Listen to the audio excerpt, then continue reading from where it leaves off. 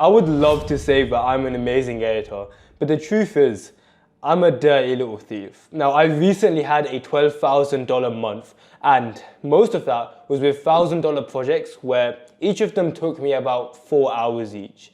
And the reason I'm able to charge that much is because I've basically been ripping off another editor for the last 3 years.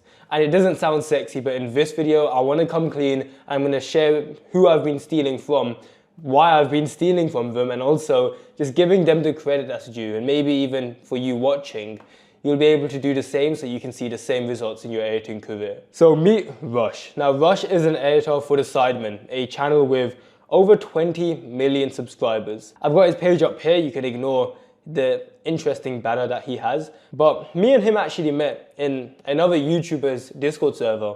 And that Discord server is Finzar. Finzar, really big editing YouTuber. We actually follow each other now, and back in 2022, I was just a fan, and so was Rush. Rush had posted one of his show reels, some of his editing, and I reacted to it, and that was how we initially interacted. Now, I didn't realize how critical this relationship would be, because what Rush did for me, and I can bring up his work here if we just bring up the actual video that I initially saw from him.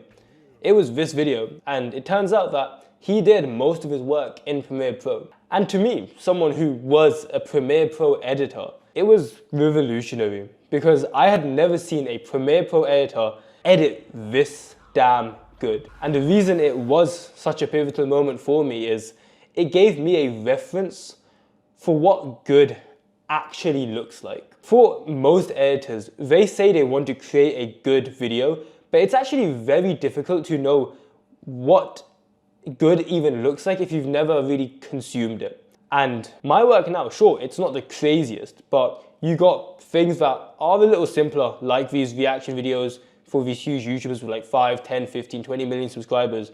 Or you could go a lot more crazy, more complex, where it is something where you've got a lot more animations. The only reason I can create movements like these is because I have seen something similar done before. So the best piece of advice that I've actually given, but I actually took by accident, was consume good work regularly, but more importantly, document the work you're actually taking in. There's a beautiful quote by one of my mentors, his name's Sam Ovens, and what he says is, garbage in, garbage out. If you put garbage into your body, your performance is going to be garbage. If you put garbage information into your brain, the information, the way you speak is going to be garbage. If you have garbage friends that put garbage beliefs into your brain, the way you behave is going to be garbage. And in the same way, if you want to output something good, a good edit, realize that that will be dependent on the edits that you have seen. The way you speed up this process is by simply being more critical and also being more mindful of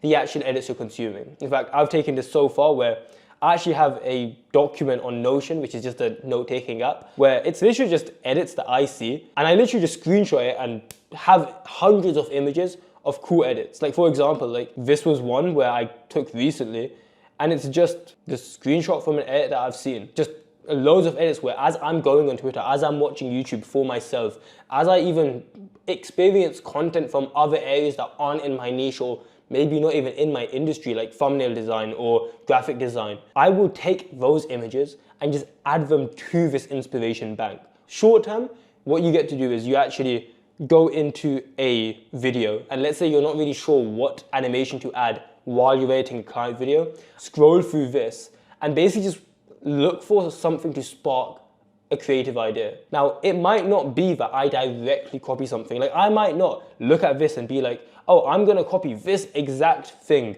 and just change in my word. I might not do that, but this might give me the idea of, oh, what if I had like a piece of text, or what if instead of a text I had an image and I had that sort of lens distortion going on. One idea can spark another. So short term, what this allows you to do is while you're editing and you aren't really sure how to execute something visually, you look through all the scenes that you've experienced and had as an intake in the past, input as in the past, and you basically just reference some of those. But longer term, what I've actually found is the bigger benefit of an inspiration bank is you actually start building longer term connections in your brain. Have you ever wondered why for some things in life, you're just almost naturally good at it? This might be maths, this might be design, this, like you just feel like you can see things clearly. This might be a sport. The thing is, it might not be that you're naturally better at it. It might just be that you've experienced so many situations in that context that now your brain finds it easy to know what's going to happen. So if you've kicked a football in the top left bins in that top left corner 4,000 times, when your brain has the goal in front of you and you see that left area is clear, how do you think your body's going to react? It'll know exactly the muscle movements to do in order to get the ball in the top left corner. You don't have to think much about it. So what an inspiration bank does long term is it builds those connections. It's called incubation in psychology, where you plant ideas into your mind over time and sort of subconsciously your brain works on it. It's incubated. That idea has been planted into your brain and it's just slowly growing. So when you do need it, maybe a month later, maybe 2 months later, maybe 6 months later, you just randomly think like, oh yeah, I've seen something like this done before. What if I tried that here? And that sort of gives you the idea there. So short term, it helps you. Long term, it helps you. But the main thing is documenting the inspiration that you see throughout your life. For Rush, this was work that I was taking in subconsciously. I wish I had this inspiration bank when I first started. Like, don't fall for this propaganda that you need to be unique or you need a unique editing style to stand out.